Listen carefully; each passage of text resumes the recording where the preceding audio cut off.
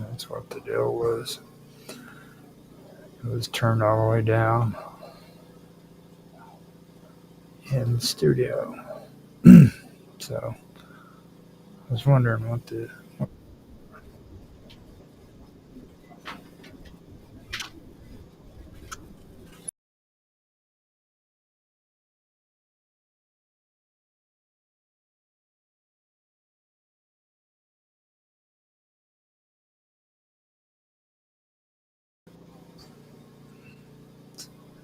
So yeah, I had a loop started there. Listen to see what it sounds like on the Rumble.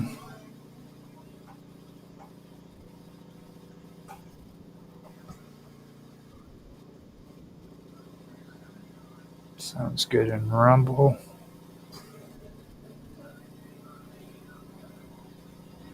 Sounds good on Beam.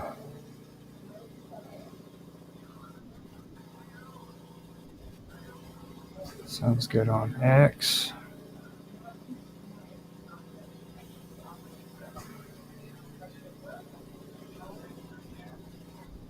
Sounds good on DLive. Sounds good on Twitch. Sounds good on Kick. YouTube is up and going. Alright, so we've got everything going. It's getting ready to go. This is going to actually be the first live stream for Conspiracy on the Wonderful World of Weirdness. This is actually the second season, though. We did the first one on Strange Stories, my other channel. But this year I'm going to do the live streams on the WOW, or the Wonderful World of Weirdness. So here in a minute, after I go get my coffee and everything straightened out, I will start the show. So, but like usual, I'm going to start it out with a little bit of music. And today I'm not going to do like an intro or an outro like I did with the other two. I'm going to just go ahead and do the stream and then edit the intro and outro into like I've been doing with the shorter ones. So let me go ahead and mute this all out now that I've figured out what was going on with the audio. And then I'll be back here in a minute. So what we do today.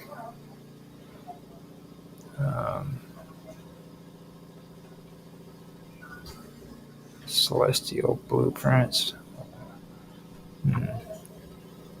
Here we go. I'll do the War Machine for Mr. Robot.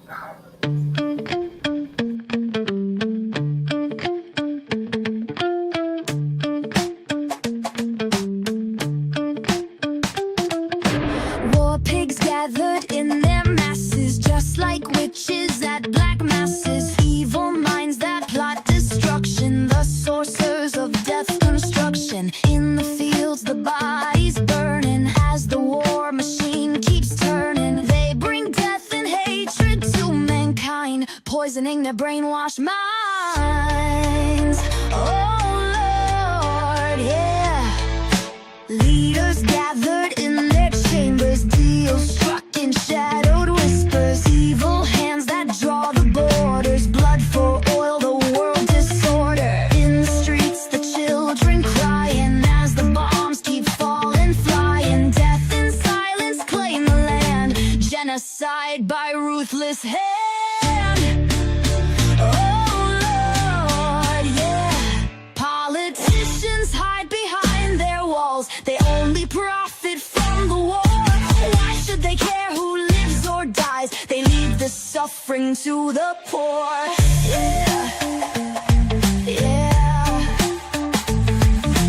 Time will tell on their hollow lies, stealing lives for a barrel of gold, treating nations as their chessboard. Wait till their judgment takes hold. Yeah.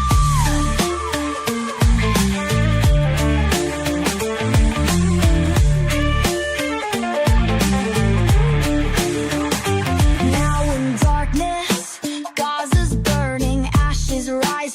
dreams were yearning. No more lies can hide the slaughter. Bloodstained hands on holy water. Day of reckoning, truth is calling. On their knees the guilty fallen, begging mercy for their crimes. History judges through the times. Oh Lord, yeah. Blowback echoes, fires raging. Terror blooms from seeds they're planting. Cities scream, the home front bleeding. War machine still feeds unyielding. No matter who sits on the throne, the gears of death grind on alone. Empire's hunger knows no end. Our lives just fuel to spend. Flags may change, the lies stay constant. Promises fade, the war stays honest. They sell us fear, they sell us hate, while they carve up another state. The cycle spins, the wheel keeps turning. Hearts keep breaking, cities burning. When will we break their deadly game? Or will we burn in their endless flame?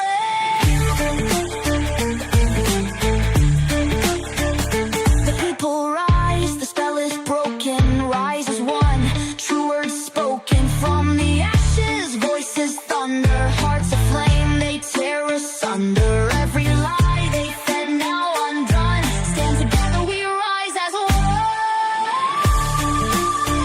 Oh Lord, yeah, humans will be free.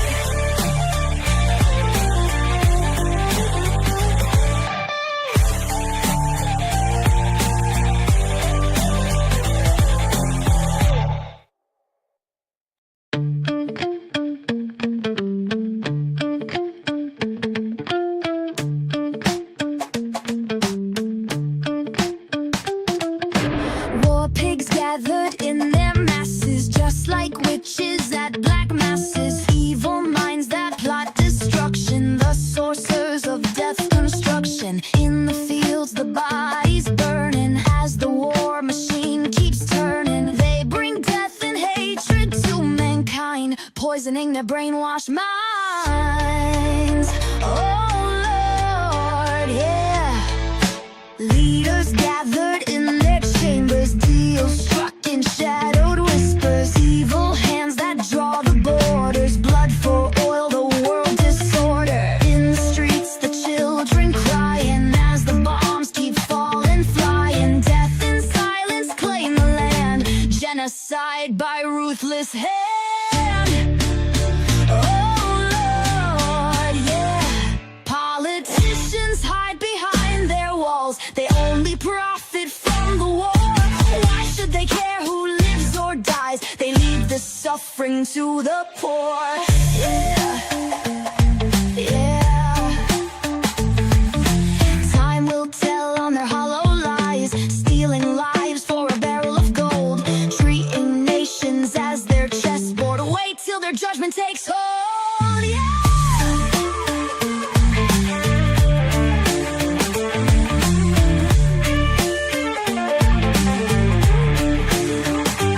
Now in darkness, Gaza's burning, ashes rise where dreams were yearning. No more lies can hide the slaughter. Bloodstained hands on holy water. Day of reckoning, truth is calling. On their knees, the guilty fallen, begging mercy for their crimes. History judges through the times. Oh Lord, yeah. Blowback echoes, fires raging. Terror blooms from seeds they're planting. Cities scream, the home front bleeding. War machine still feeds unyielding. No matter who sits on the throne, the gears of death grind on alone. Empire's hunger knows no end. Our lives just fuel to spend. Flags may change, the lies stay constant. Promises fade, the war stays honest. They sell us fear, they sell us hate, while they carve up another state. The cycle spins, the wheel keeps turning. Hearts keep breaking, cities burning. When will we break their deadly game? Or will we burn in their endless flame?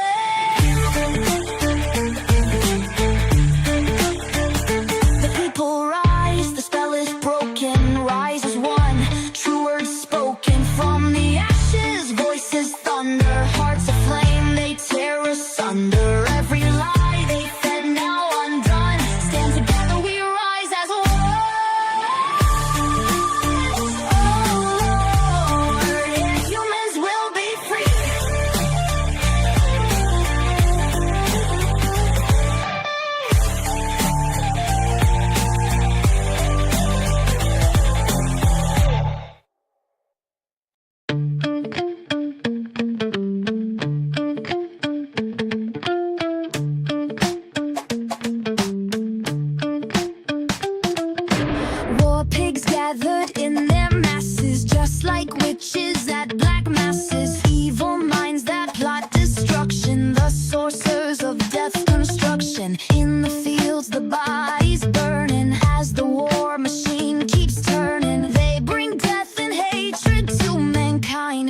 poisoning their brainwashed minds.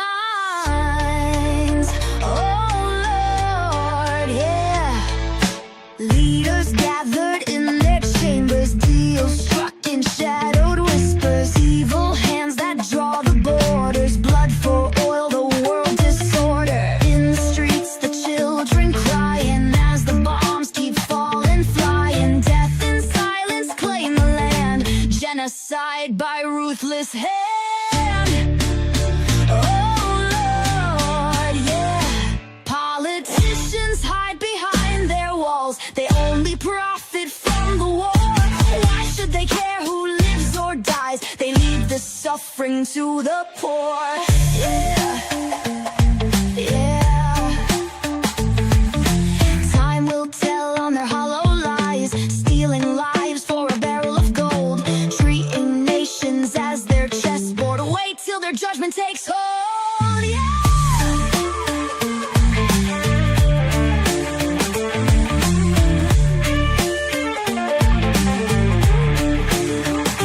Now in darkness, Gaza's burning, ashes rise where dreams were yearning. No more lies can hide the slaughter, bloodstained hands on holy water. Day of reckoning, truth is calling, on their knees the guilty fallen, begging mercy for their crimes. History judges through the times.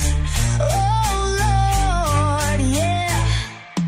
Blowback echoes, fires raging, terror blooms from seeds they're planting. Cities scream, the home front bleeding, war machine still feeds unyielding. No matter who sits on the throne, the gears of death grind on alone. Empire's hunger knows no end, our lives just fuel to spend.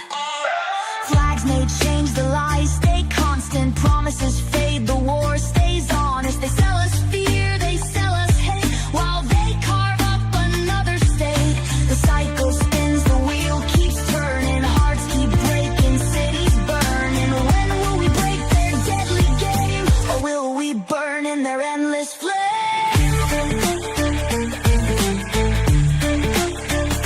The people rise, the spell is broken, rise as one, true words spoken from the ashes, voices thunder, hearts aflame, they tear asunder. Every lie they fed now undone, stand together we rise as one.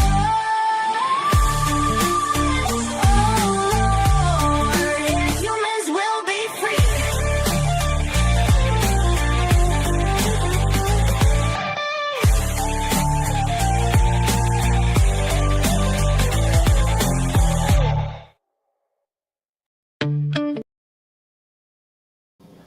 Okay, so that's the end of that.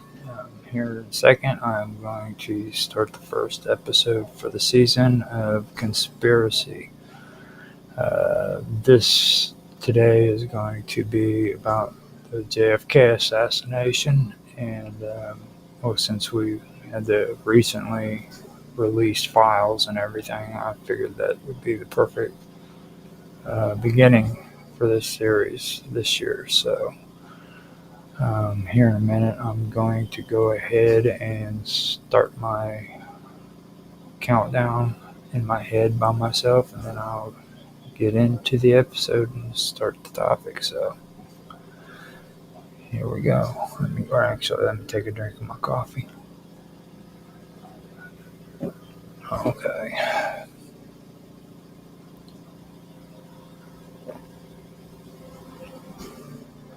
Hello, everybody, and welcome back to the second season of Conspiracy. This is the first episode of the second season. I'm Roger Hanson. I'd like to welcome everybody here. Today's topic is going to be, it's perfect considering what's happened, the current events that's taken place here recently with Donald Trump releasing 18,000, I believe, files of the JFK assassination. I've actually done some research on this, so I do have information that I did pull together, and I wanted to go ahead and do it. I did that before any of this. This goes back a few years, some of it was a little bit foggy in my head because I haven't really gotten back to the topic for a few years now, but I was able to pull together most of the stuff that I thought was important when it comes to this. Now, before I get going, I do want to mention too that when it comes to a lot of the information that was released, you got to understand that this is it's most definitely not going to be anything that's really life changing. You know what I mean? It's not going to be the smoking gun or anything. They're just going to give you information that was gathered by the Warren report and things of that nature and what was actually taking place. There was some things that were discovered with these reports being released, but I'm pretty sure we're not going to find anything that's groundbreaking from it.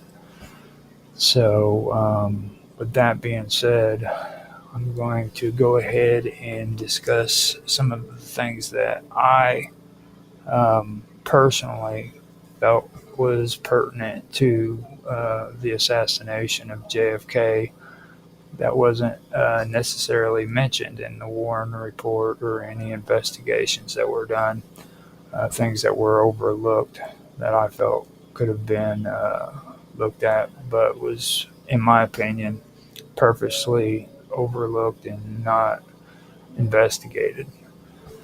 So that's going to be basically some of the stuff that I'm going to cover. I hope you guys enjoy it. And with that being said, I'll go ahead and get started with the topic. So here it goes.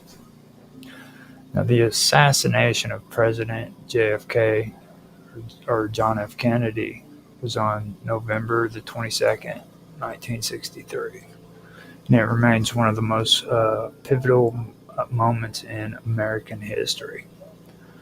Over the years, various theories about the circumstances surrounding Kennedy's death have persisted, despite the official conclusion of the Warren Commission, which stated that Lee Harvey Oswald acted alone in the assassination.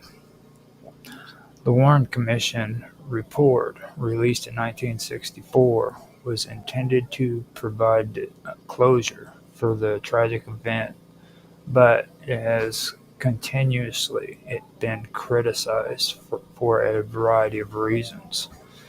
Some believe that the CIA and FBI or other governmental or non-governmental actors may have been involved in a broader conspiracy to kill Kennedy. The release of new documents in the JFK assassination records records collection, particularly in recent years, has sparked renewed interest in the case. These files, some of which have been kept secret for decades, provide new details that were not included in the Warren Commission report. The revelations range from unexplained CIA and FBI activities to previously undisclosed witness testimonies and new insights into Kennedy's dealings with foreign powers. The JFK assassination records collection was established by Congress in 1992 with the passage of the JFK Records Act. The act called for the release of documents related to Kennedy's assassination with the goal of providing transparency and resolving lingering questions. While the CIA, FBI, and other government agencies have long withheld sensitive information, the law set deadlines for declassifying files, with a final deadline of 2017. Despite the deadlines, there were several significant delays, with many documents still being held back from public release. However, in recent years, particularly under the Trump administration, the National Archives began to release thousands of additional pages. The new information contained in these files have been subject to intense scrutiny and debate among historians, researchers, and conspiracy theorists alike. Some of the new information challenges the conclusion of the Warren Commission, while other revelations provide new context or insight into the environment surrounding the assassination. The following sections examine some of the most significant pieces of new information. One of the most significant revelations from the newly declassified files pertains to Lee Harvey Oswald's possible ties to CIA operations, which were not fully explored by the Warren Commission. While Oswald's actions leading to the assassination have been extensively investigated, the idea that he may have had connections to intelligence agencies, specifically the CIA, was largely overlooked in the official report. Several of the newly released documents suggest that Oswald may have had connections to U.S. intelligence agencies even before the assassination. In particular, reports hint that Oswald might have been recruited by the CIA during his time in New Orleans in 1963, as well as during his time in Mexico City the year before. These revelations challenge the Warren Commission's assertion that Oswald was a lone gunman without connection to broader political or intelligence networks. In one of the newly declassified memos, there are mentions of CIA surveillance of Oswald and concerns about his involvement with a network of anti-Castro Cuban exiles. These documents show that Oswald was under watch by intelligence agencies at a time when the U.S. government was heavily involved in covert operations aimed at undermining Fidel Castro's regime in Cuba. The Warren Commission did not delve deeply into the possibility that Oswald may have been a pawn or a CIA operative in a broader intelligence operation. One of the most important aspects of the newly declassified files is their reference to Oswald's trip to Mexico City in the fall of 1963, shortly before the assassination. These files indicate that Oswald may have had meetings with Soviet officials and Cuban diplomats, but they also raise questions about whether he was acting as part of a covert operation designed to involve him in a larger political struggle against Cuban and Soviet influence. The Warren Commission acknowledged Oswald's trip to Mexico City, but failed to fully investigate the possibility that Oswald was a CIA asset or that he had been part of a greater operation aimed at either targeting Castro or manipulating the international perception of the Cuban government. New evidence points to the idea that Oswald may have been manipulated by both the CIA and FBI to foster international tensions and create a justification for military intervention in Cuba. The newly released documents also shed light on the role that the FBI played The newly released documents also shed light on the role that the FBI played in the investigation into Oswald's background and his associations. The FBI was deeply involved in monitoring Oswald before and after the assassination, yet key details about his activities were either overlooked or deliberately obscured. One of the significant revelations in the declassified files is the FBI's monitoring of anti-Castro Cuban groups in New Orleans and Dallas, which were potentially linked to Oswald. These groups were part of a broader anti-communist movement in the U.S., which included CIA-backed operations aimed at destabilizing Castro's Cuba. While the Warren Commission reported Oswald's limited interactions with these groups, the new documents suggest that he was far more involved than possibly understood. These connections imply that Oswald's alleged lone wolf status may have been an oversimplification of his involvement in a larger web of political and intelligence activities. Some researchers believe that Oswald's interactions with these anti-Castro groups could have been part of a covert operation that involved creating political chaos in Cuba, something the CIA had been actively pursuing at the time. The newly released documents also raised the possibility that the CIA had a more significant role in the events leading up to Kennedy's assassination than previously believed. The CIA's role in Cuba and its involvement in the Bay of Pigs invasion, as well as its covert operations targeting Castro, have long been known. But the new files indicate that the CIA may have had knowledge of Oswald's activities far earlier than was disclosed. Some documents suggest that the CIA may have withheld information or manipulated evidence that could have pointed to a conspiracy surrounding the assassination. There are claims that the CIA was involved in obstructing investigations that might have uncovered links between Oswald and other intelligence operations or operatives.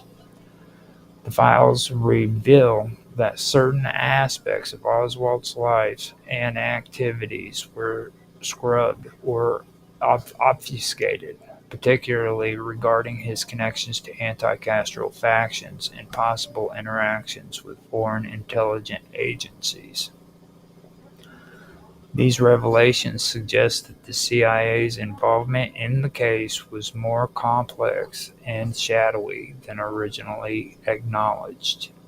Many documents now point to the CIA's knowledge of key individuals and events, yet this was not fully investigated or included in the Warren Commission report. The release of the new JFK files has been a game changer for those who believe that Kennedy's assassination was not the work of a single gunman. The new information has provided fresh fuel to conspiracy theorists who claim that the CIA and FBI and other U.S. government agencies were involved in a cover-up and may have even played a role in the assassination. While the newly declassified documents provide intriguing new details, many questions remain unanswered. The CIA's involvement with Oswald, his potential recruitment, and the role of anti-Castro Cuban exiles remain shrouded in mystery. Additionally, there are still debates about how much of the evidence was deliberately withheld and whether there was any concerted effort to cover up the true circumstances surrounding the assassination. During Kennedy's presidency, one of the key issues in the U.S.-Philippine relationship was the continued presence of American military bases in the Philippines. The bases were not only strategically important for U.S. operations in Southwest Asia, but also symbolized the U.S.'s lingering colonial influence over the Philippines.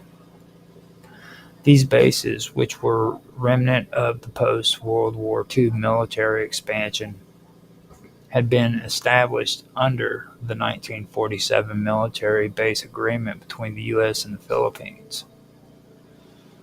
Kennedy understood that the bases provided critical advantages in the Cold War, particularly with the looming threat of communism expansion in Asia.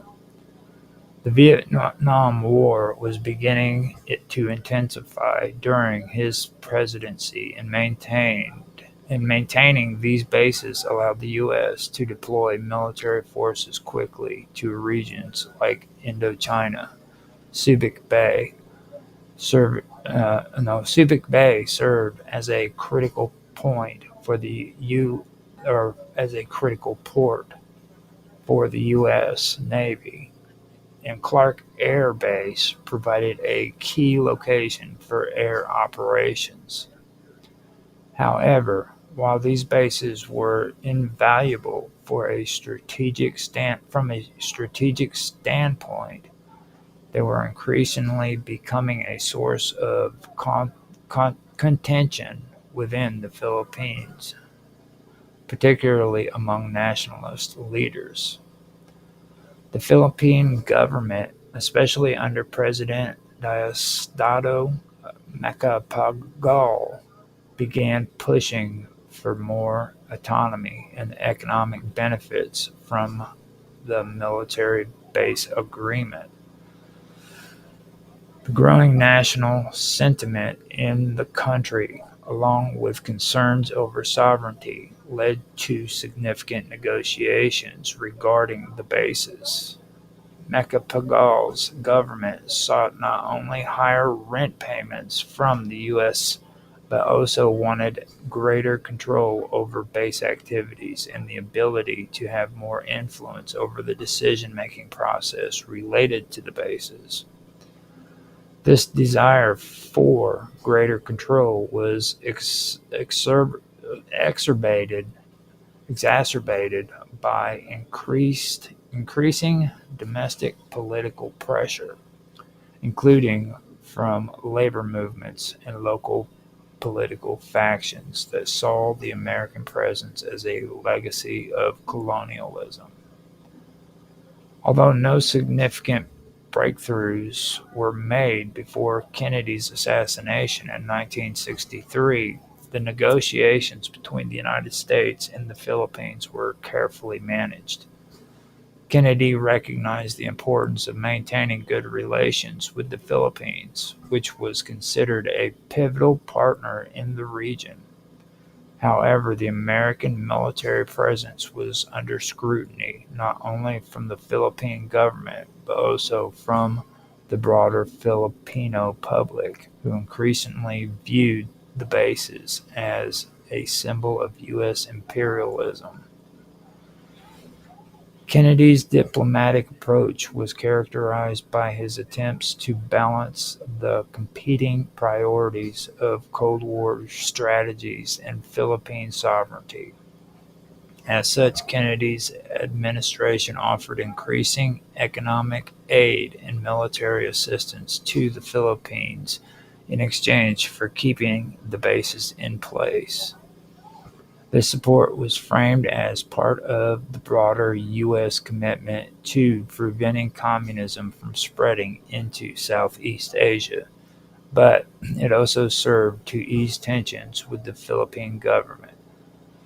The Kennedy administration sought to smooth over public opposition by pledging to work towards fair compensation for the Philippine government and offering more political autonomy.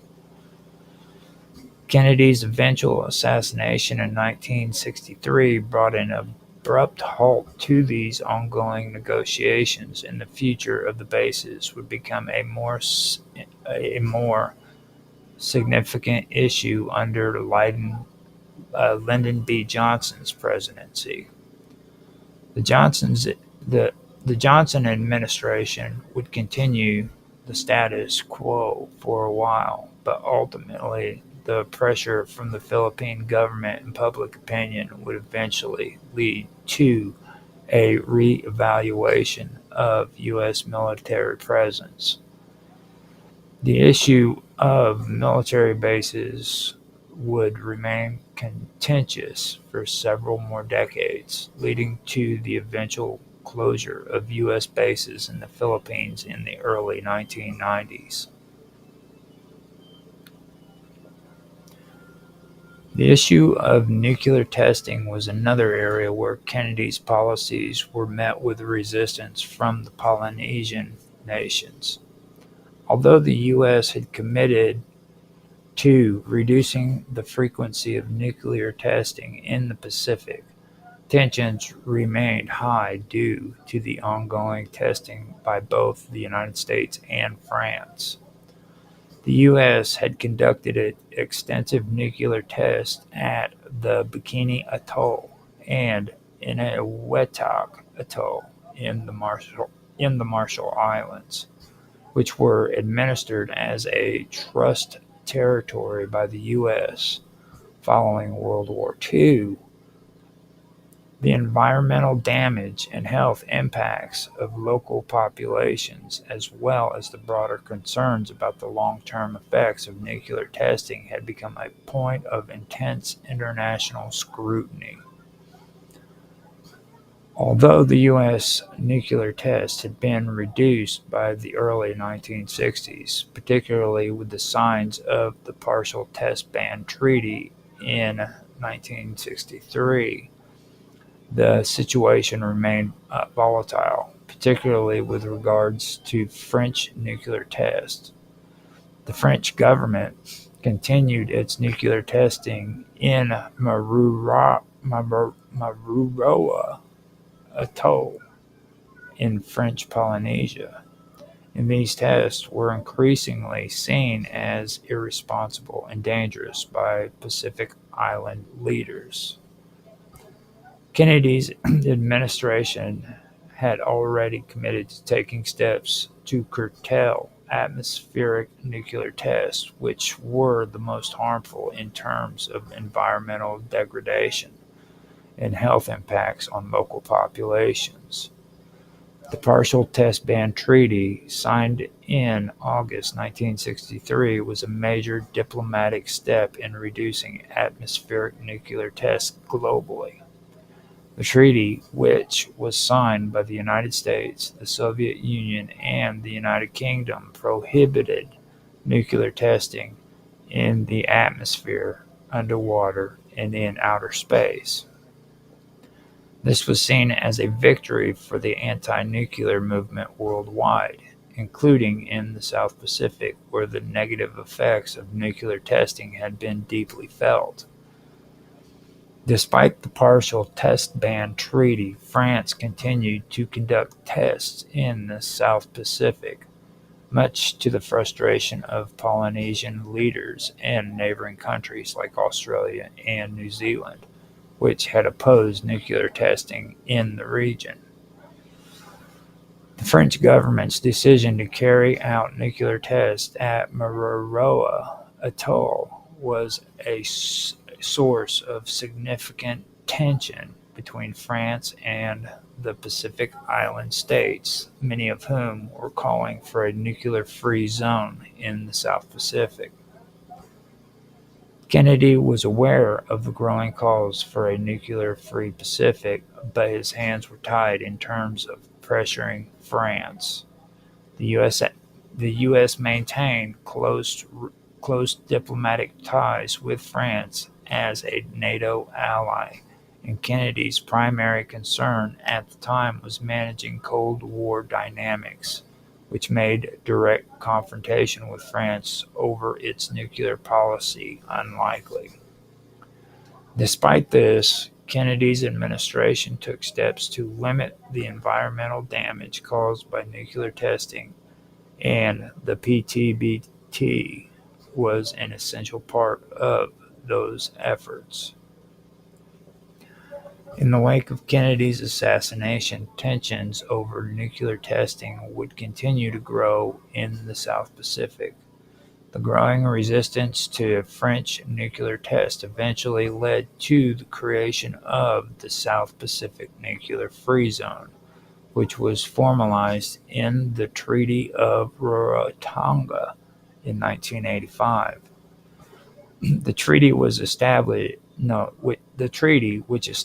a nuclear-free zone in the South Pacific, marked a significant shift in regional diplomacy, as it reflected the wishes of the Pacific Island nations to rid the region of nuclear weapons and testing. While the U.S. had played a pivotal role in the development of the Partial Test Ban Treaty in 1963, it was not until the 1980s that the broader vision of a nuclear-free Pacific became a reality. Kennedy's efforts, particularly in terms of nuclear disarmament and addressing the environmental concerns of the Pacific Islands, laid the groundwork for these long-term diplomatic shifts. Kennedy's diplomatic efforts in the Philippines helped establish the U.S. as a key ally in the region, but the challenges related to military bases and sovereignty would persist for decades. Under President Johnson, U.S.-Philippine relations became more focused on the escalation of the Vietnam War and the region's broader Cold War dynamics. Ultimately, however, the U.S. military presence in the Philippines would be questioned by successive Filipino governments, culminating in the 1991 decision to close U.S. military bases in the country. Kennedy's presidency did not provide a lasting resolution to the issue of military bases, but it did initiate a framework for continued U.S.-Philippine cooperation in the face of growing regional instability. The U.S. and the Philippines would continue to work together, particularly in the anti-communist efforts of the 1960s and 1970s, but the balance of power in the relationship would shift over time. In the South Pacific, Kennedy's role in signing the Partial Test Ban Treaty was pivotal, but his assassination left unresolved tensions regarding nuclear testing in the region. It was the nuclear-free movement in the Pacific Island that eventually forced the creation of the South Pacific Nuclear Free Zone decades later, a legacy of the regional push against nuclear proliferation that Kennedy had partially helped to ignite. His policies in the South Pacific helped set the stage for the nuclear-free movement, which would culminate in the 1985 Treaty of Rarotonga. The assassination of JFK in 1963 has been the subject of intense scrutiny and speculation for decades. Among the various theories proposed to explain the tragic event, one that often reemerges involves connections between George H.W. Bush, his oil company Zapata Offshore, and the CIA. Despite the official narrative put forth by the Warren Commission, which concluded that Lee Harvey Oswald acted alone, alternative theories suggest that there may have been a deeper conspiracy behind the assassination, with figures such as Bush possibly playing a role, whether directly or indirectly. Before becoming the 41st President of the United States, George Herbert Walker was an ambitious businessman with close ties to political and intelligence circles. In the early 1960s, Bush was trying to establish himself as a force in the world of business and politics. He co-founded Zapata Offshore, Offshore, an oil company, in 1953. The company primarily focused on drilling and exploration in the Gulf of Mexico and other oil-rich regions. Zapata Offshore's operations were far from typical for a small company. The firm quickly attracted attention due to its ties to influential individuals, including political figures and intelligence operatives. The CIA, in particular, had an interest in the company's operation due to its potential to facilitate covert operations, especially in regions where the U.S. interests were prominent, such as in Latin America. Bush's early connection with powerful individuals included members of the CIA, were vital, and they were vital for his political ascent. These connections would later raise questions about the role that people like Bush might have played in the circumstances surrounding Kennedy's assassination. Zapata's Offshore was not just an ordinary oil company. Over the years, numerous reports and researchers have speculated. No, over the years, numerous reports and researchers have speculated about its potential connection to the CIA. Some argue that Zapata Offshore acted as a front for intelligence activities, serving as a conduit for covert operations in sensitive regions. The company's ability to operate in areas like Cuba, where the U.S. government had significant interest, raised suspicion. One of the most significant events linked to Zapata Offshore involved the Bay of Pigs invasion in 1961. The failed operation, which sought to overthrow the Cuban government of Fidel Castro, was organized by CIA-backed Cuban exiles. George H.W. Bush's company was reportedly involved in the operation, although the full extent of its role remains unclear.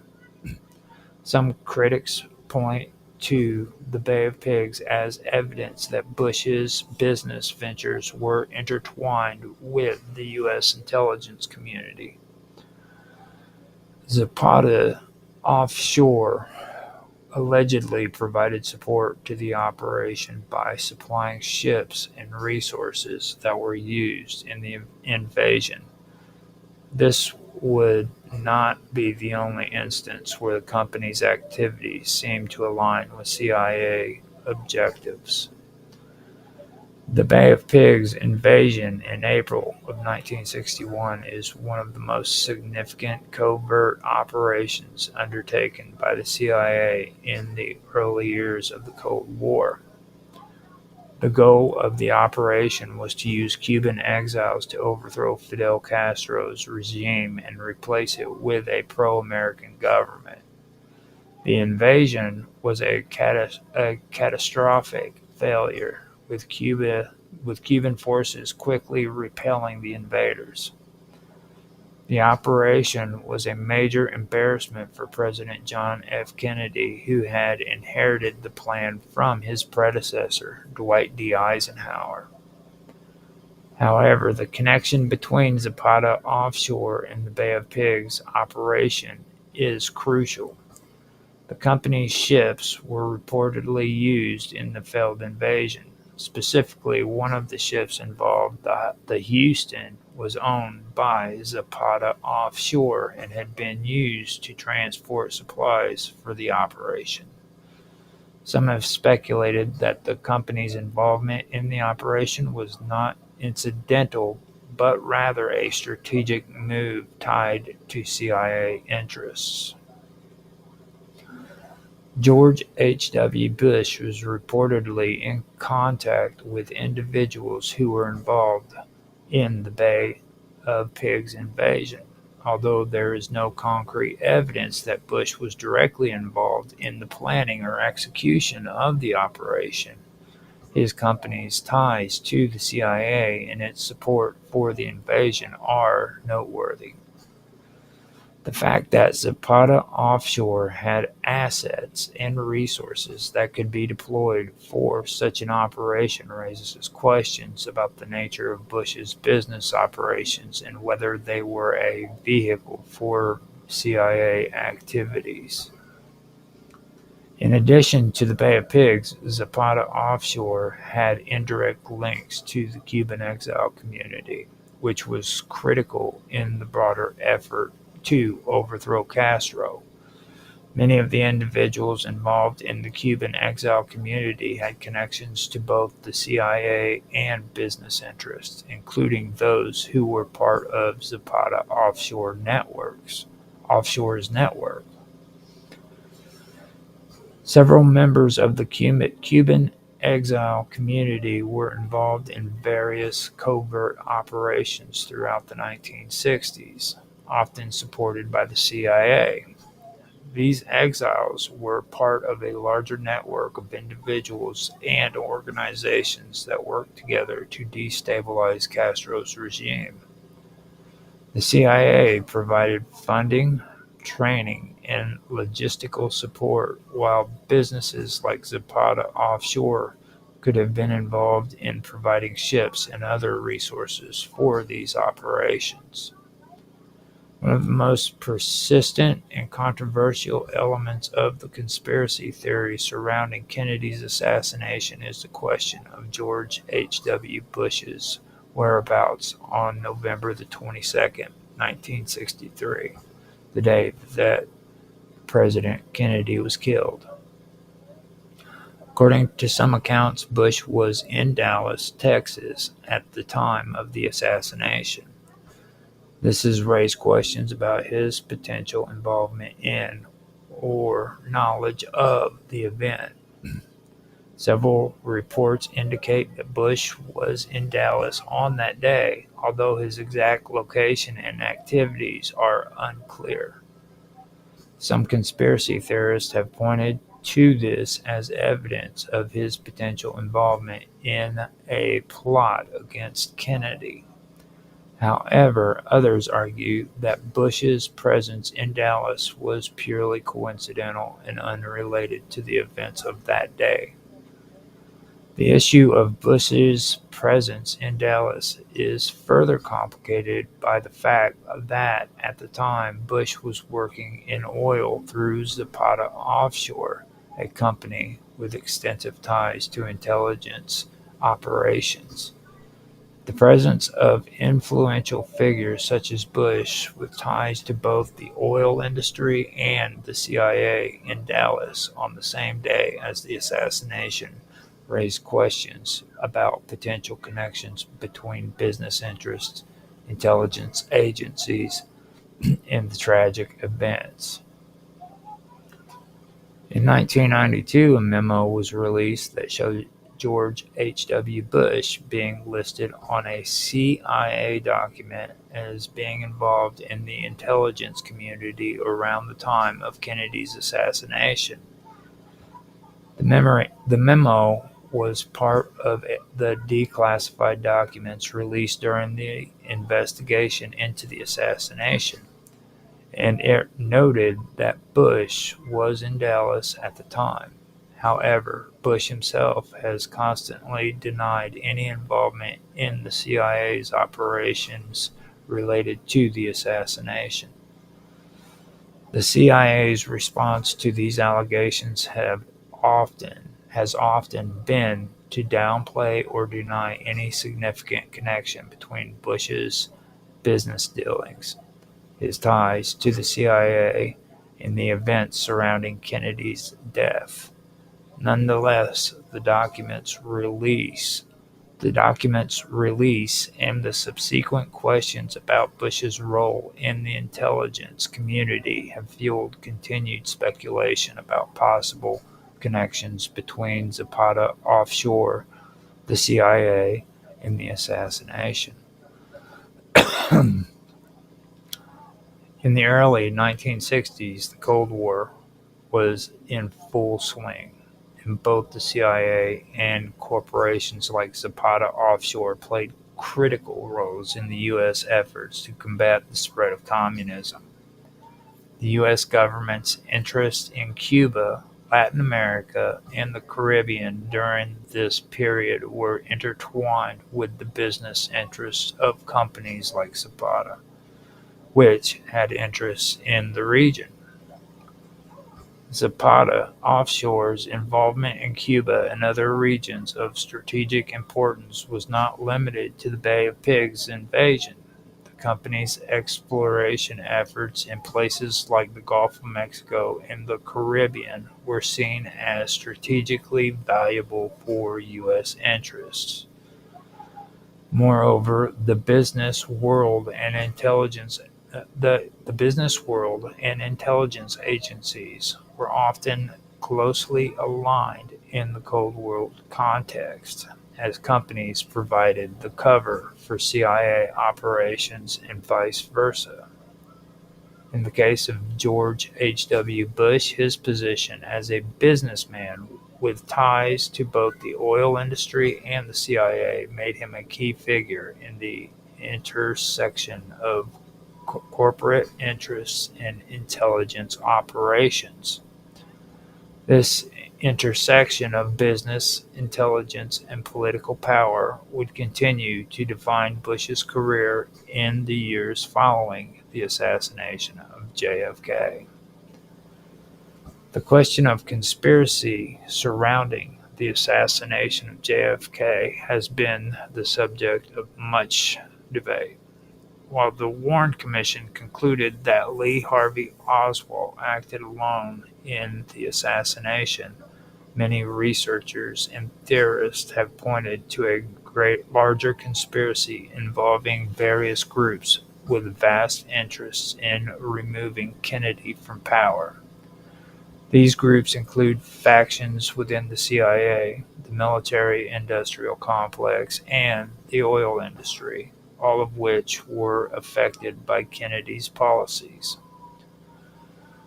The speculation surrounding George H.W. Bush's potential involvement stems from his connections to both the CIA and Zapata Offshore, a company with substantial interest in areas of geopolitical significance. Kennedy's policies on issues like Cuba, Vietnam, and military bases in the Philippines threatened the interests of powerful individuals in these sectors, potentially making Kennedy a target of a larger conspiracy. While there is no definitive evidence linking George H.W. Bush or Zapata Offshore directly to the assassination of JFK, the connections between the CIA, oil, and politics during this period are worth exploring. The potential overlap of these interests during the Kennedy's administration and the speculative connections between key figures continue to fuel debate and theories surrounding the events of November 22nd, 1963. Lyndon B. Johnson comments about the potential international tensions and the risks of war following the assassination of President John F. Kennedy. And that stems from several geopolitical and diplomatic factors that were at play during the early 1960s. The assassination of a sitting U.S. president was an extraordinary event, and Johnson, as Kennedy's vice president, found himself thrust into the presidency under a cloud of uncertainty. The comments were likely intended to reassure both domestic and international audiences about the stability of the U.S. government and to emphasize the gravity of the situation. By the time of Kennedy's assassination, the Cold War between the United States and the Soviet Union was already in a very tense phase. The U.S. and the USSR were engaged in multiple proxy conflicts across the globe, including the Cuban Missile Crisis just a year earlier in 1962, which had brought the world to the brink of nuclear war. Kennedy had been widely credited for handling the crisis in a way that avoided direct military confrontation and nuclear escalation. Kennedy's death raised the possibility of an unstable political transition, especially considering that his successor, Lyndon B. Johnson, had less experience in foreign affairs compared to Kennedy. Johnson himself was deeply concerned that the Soviets might perceive his administration as weaker or less competent, and he feared that any signs of weakness could provoke more aggressive behavior from the Soviet Union or their allies in Eastern Europe and Asia. This would have been a significant concern given the volatile state of global politics at the time. At the time of Kennedy's assassination, Cuba remained a critical issue in U.S. foreign policy. The Cuban Missile Crisis had demonstrated the global stakes involved in any moves related to the Cuban government, which was under the leadership of Fidel Castro, a communist ally of the Soviet Union. The United States had been actively involved in efforts to undermine Castro's regime, supporting anti-Castro Cuban exiles and attempting covert actions, including the failed Bay of Pigs invasion in 1961. With Kennedy's assassination, there was uncertainty regarding the U.S.'s stance toward Cuba and the broader Latin American region.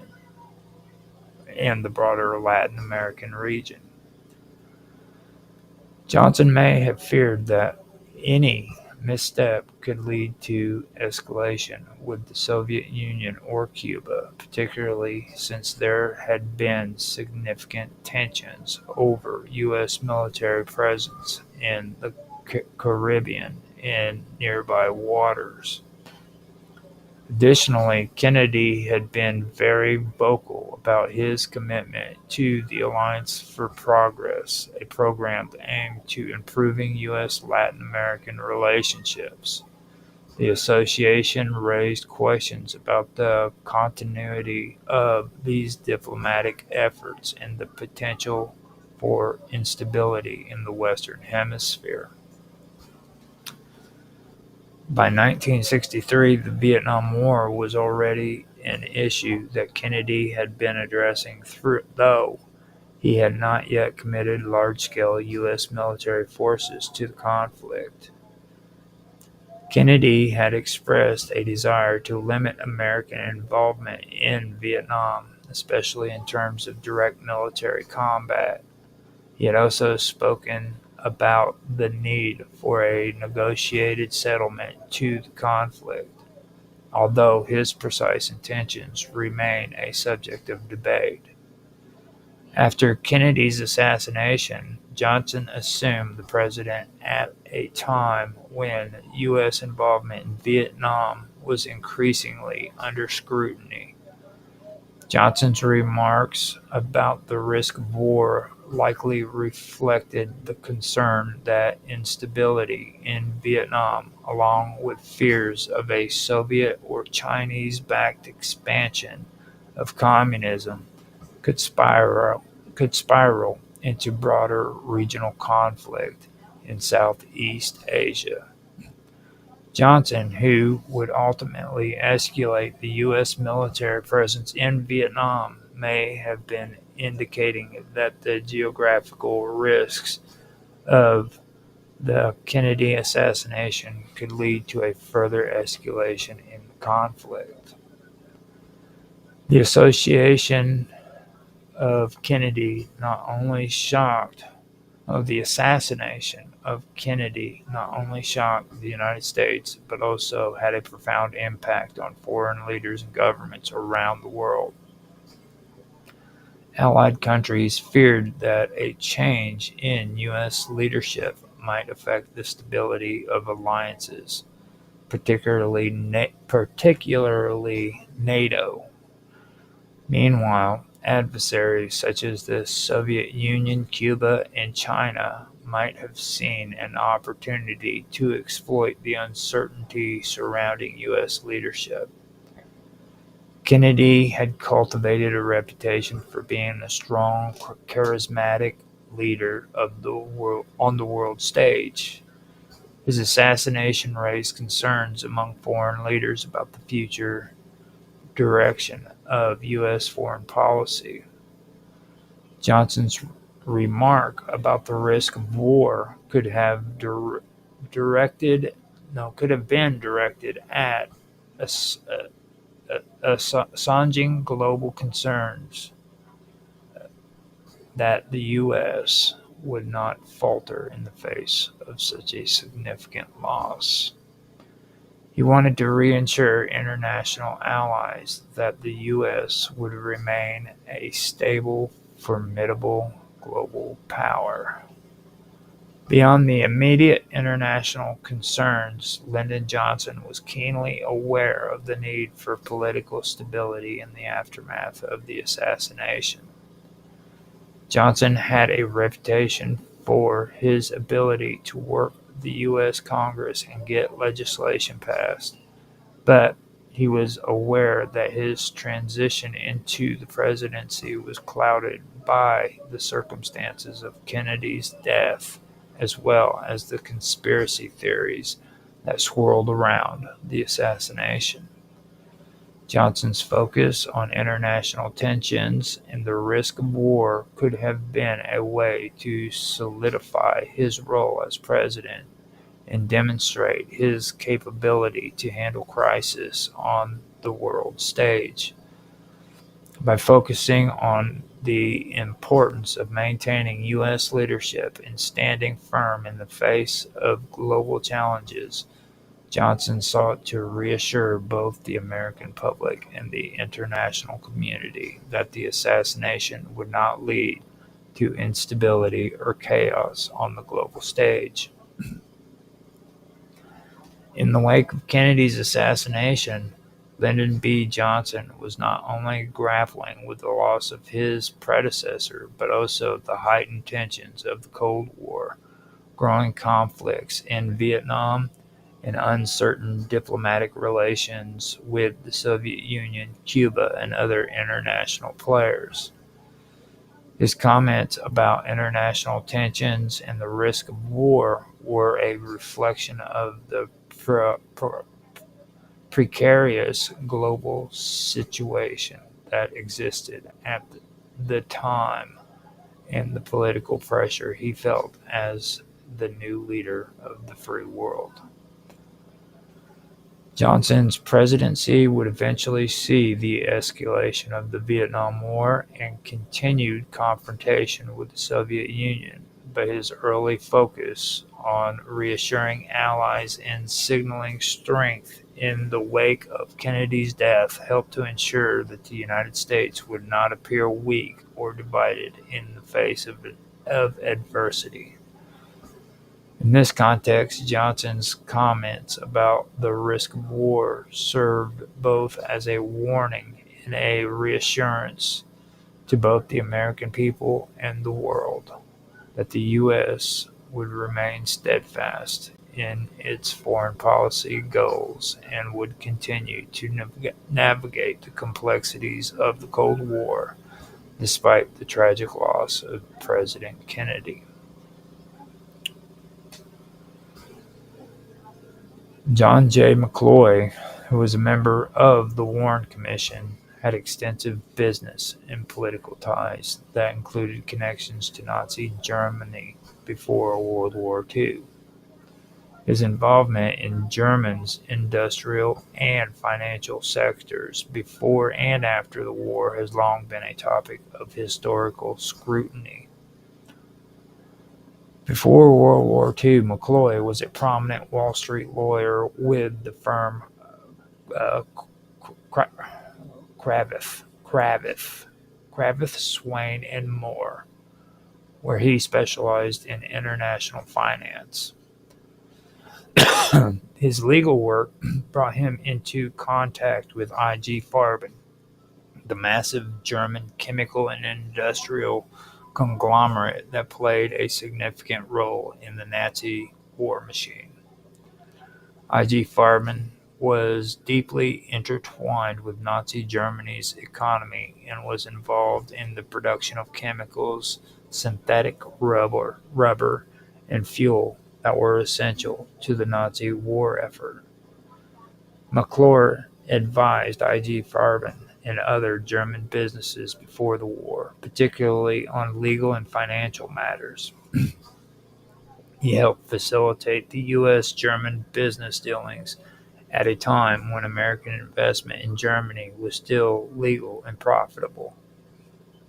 McCloy later became Assistant Secretary of War during World War II between 1941 and 1945, where he played a key role in U.S. military strategy and policy decisions, including the internment of Japanese Americans and the decision not to bomb Auschwitz, despite knowing about the concentration camps.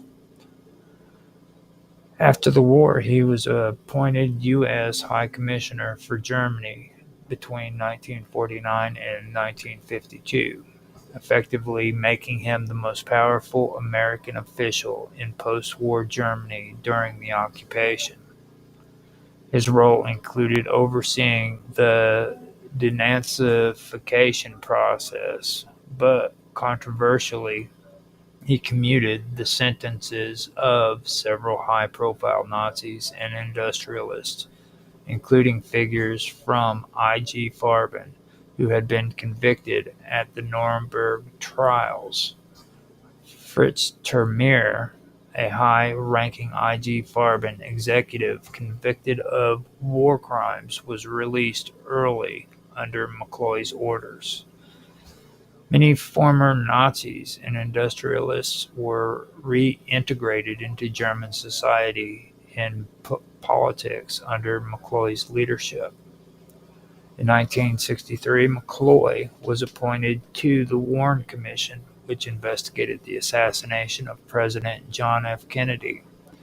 His presence on the commission raised suspicions among some researchers due to his background in intelligence and finance, as well as his deep connections to powerful elites. Due to his background, critics argue that McCloy was part of a powerful network of business and intelligence figures who influenced global politics behind the scenes. His involvement in German industrial finance, his post-war clemency decisions, and his role in the Warren Commission have led some to question whether his participation in the Kennedy investigation was intended to reinforce the lone gunman narrative rather than explore potential deeper conspiracies. McCloy had significant financial and legal ties to Nazi Germany, particularly through I.G. Farben, before World War II.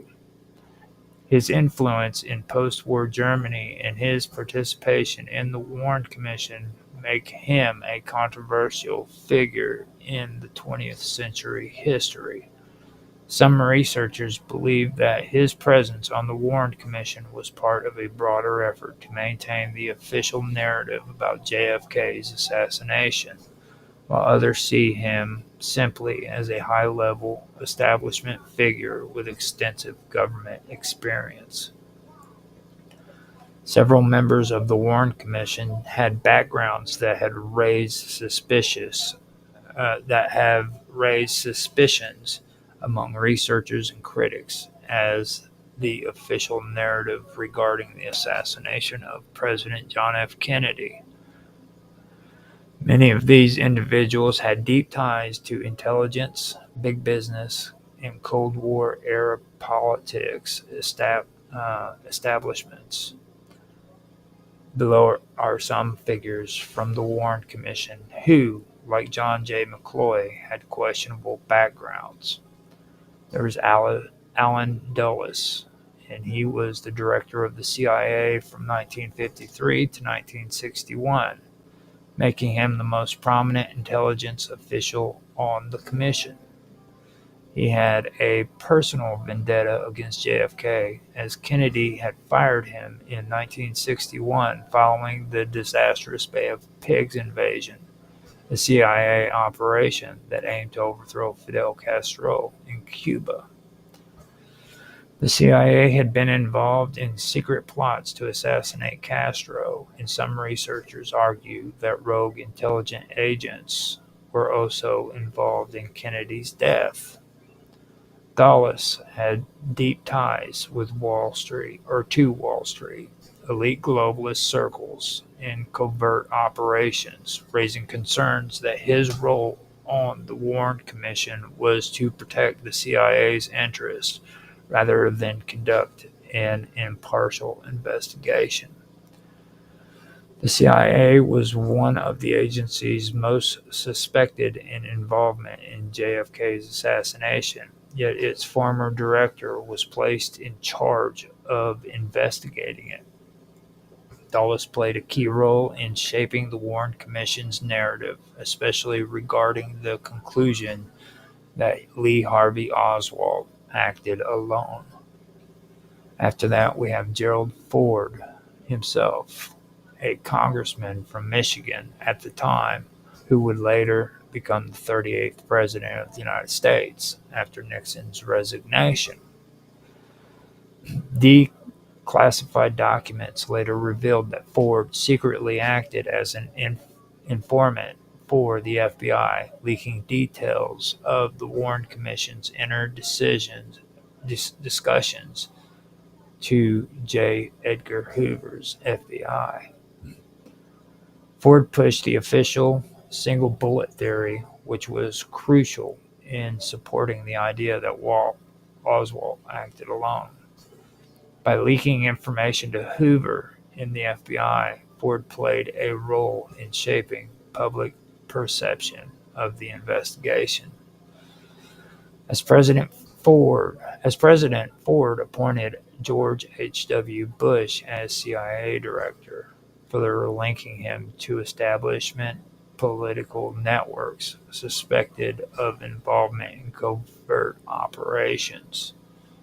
As Chief Justice of the United States, Orville Warren was reluctant to lead the commission, but President Lyndon B. Johnson pressured him into accepting the role.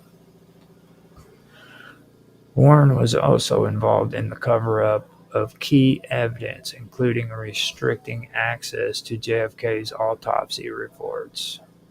He opposed investigating CIA and FBI connections to Oswald, despite evidence that Oswald had been monitored by multiple intelligence agencies before the assassination. His role as Chief Justice gave the commission credibility, despite his reluctance to fully explore alternative theories. Warren sealed key assassination records for 75 years, fueling speculation that there was more to the story than the commission admitted. Then we have J. Lee Rankin, and he was a Washington insider who played a major role in shaping the Warren Commission's final report. He actively suppressed witness testimony that contradicted the official story, such as evidence of additional shooters or connections to intelligence agencies. His handling of the medical and ballistic evidence was critical for being biased towards confirmed. No, his handling of the medical and ballistic evidence was criticized for being biased towards confirming the lone gunman theory. Rankin ensured that controversial evidence, such as discrepancies in the medical report, was either ignored or downplayed. He helped craft the final narrative that Oswald acted alone, despite conflicting testimonies and evidence. After that, we have Senator Richard Russell Jr., and he was a powerful Democrat senator from Georgia and an influential member of the U.S. military and intelligence establishment. He privately doubted the single bullet theory, but was pressured into signing off on the final report. Russell had deep ties to the military-industrial complex, which stood to benefit from Kennedy's assassination if it meant escalation in Vietnam. Russell's private doubts contrast with his public endorsement of the report, suggesting he reluctantly went along with the cover-up. His connections to powerful Cold War policymakers make him unlikely to challenge the official story. While John J. McCloy's pre-war financial dealings with Nazi Germany and I.G. Farben were deeply controversial, he was not the only member of the Warren Commission with a questionable background. Several other members had strong ties to the CIA, FBI, military-industrial complex, and intelligence networks, leading critics to argue that the commission was designed to reinforce the lone gunman theory rather than seek the full truth. Allen Dulles, who was the former CIA director, fired by JFK, helped shape the Warren report despite the CIA being a potential suspect. Gerald Ford secretly leaked information to the FBI, pushed the single bullet theory, and later became U.S. president. Earl Warren restricted evidence, sealed records, and prevented deeper investigations into the intelligence agencies. J. Lee Rankin controlled legal proceedings and suppressed conflicting witness testimonies. Richard Russell Jr. privately doubted the report but was pressured into signing it. Given the background of these key members, many researchers argue that the Warren Commission was never meant to uncover the full truth, but rather to provide an official narrative that protected powerful institutions.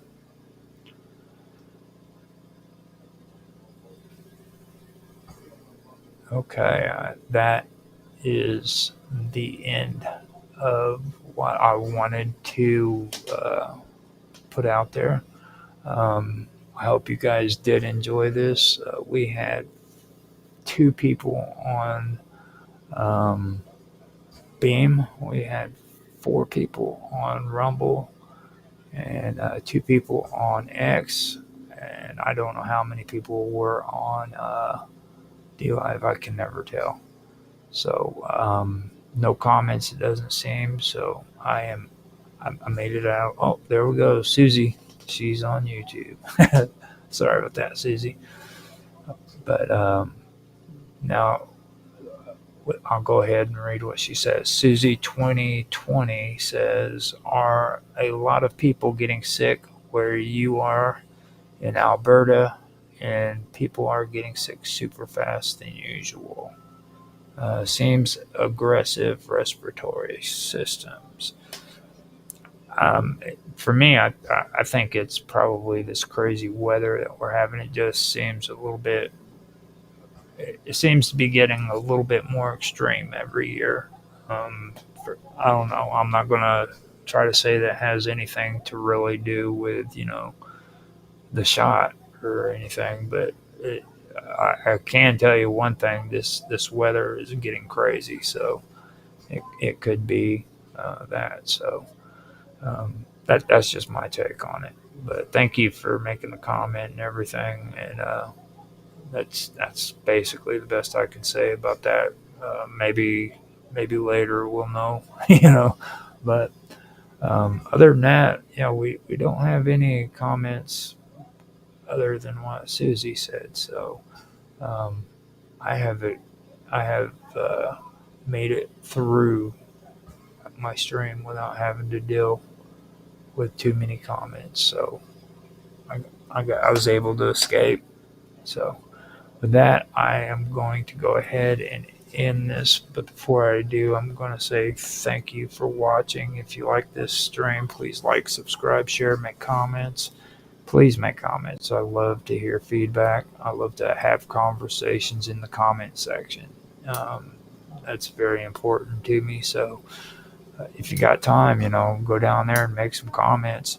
If you want to join us on Discord, we have the links supplied in the description below. Feel free to join us on Skype or Element. We're also on X, and we'd like to hear from you there too. So feel free to stop in and say hi. With that being said, I am going to again say thank you, and I'm going to end this stream so that I can go to the bathroom. Talk to you later, guys.